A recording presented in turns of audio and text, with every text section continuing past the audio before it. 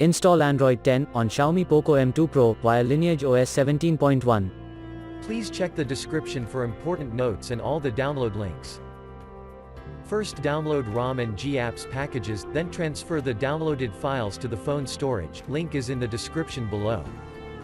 Step 2. Boot your device into TWRP recovery. Once in TWRP, click on Wipe, Advanced Wipe, and select the check boxes, as shown in the image, excluding internal storage. Step 4. Swipe the button to wipe the device. Step 5. Go back to the recovery main screen, and tap on the Install button. Step 6. Navigate to the storage, and select the ROM zip file.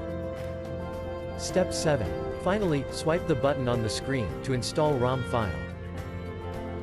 Step 8. Flash the GApps zip package, in the same manner. Step 9. After GApps flashing completes, select Wipe Cache and Dalvik from bottom left side of screen, and swipe to wipe. Step 10. When the flashing process is complete, hit Reboot System.